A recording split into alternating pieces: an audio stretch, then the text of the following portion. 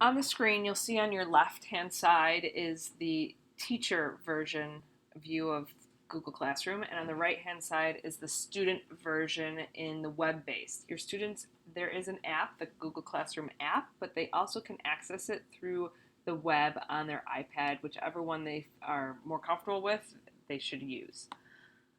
So in the teacher side, I'm going to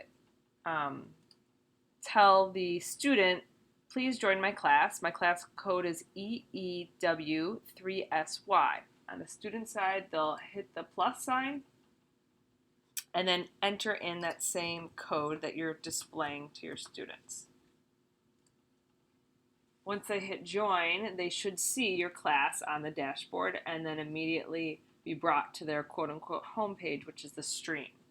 And you'll notice the difference between the two. On the student side, it says, woohoo, no work due soon. And then on your side, it's empty and showing no work due soon and whatever the stream, what's in your stream. Right now we have nothing, so let's create a question.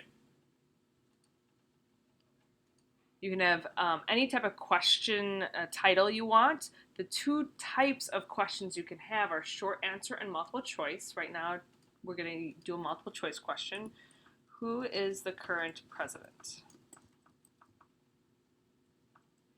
You can add additional instructions. So if you see down here, the bottom is the same for the question, announcement, and assignment. You can upload a file. You can attach a file from the drive. You can attach a YouTube video or a link from the web. So say you want them to view a 1-minute clip and then ask a question, you can have it in here and they can see it, watch it straight from Google Classroom. You can have this as a due date. I like to use this as either a warm-up or exit, so I won't have a due date on it. And then you put in your multiple choice options. Donald Trump, Barack Obama, and let's say Hillary Clinton. You can see this, students can see class summary. If you have this on as it is right now, they will be able to immediately see feedback about everybody else and they look over at their neighbors and they say, oh, this answer is being chosen most often, they might choose that. So what I like to do is I like to turn this off so that they can't see the summary right away and only I can see the summary, and I'll turn it on later. You can then choose which classes you want to assign this to. So if you have 2 sections, or 3 sections, you can assign it to all of your sections or just the original one that is grayed out because that's the class you're in.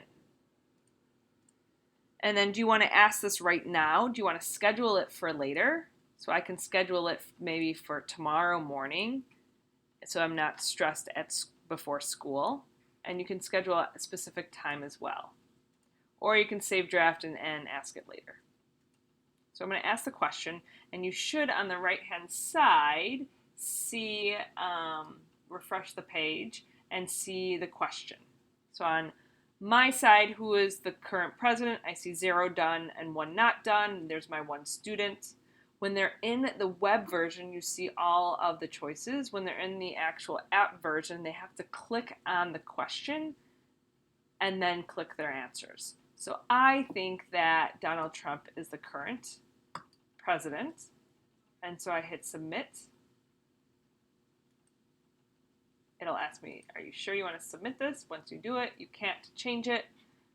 And then I should see on my side, hey look, it updated. I didn't even need to refresh. I have 1 done and 0 not done. I can click on the done and see that Donald Trump is the one. If I had 24 students and I'm not sure who chose what answer, I can actually click on the answer and see that Alex chose Donald Trump. So I have this bar here, but he doesn't. So what I can do is go back to the question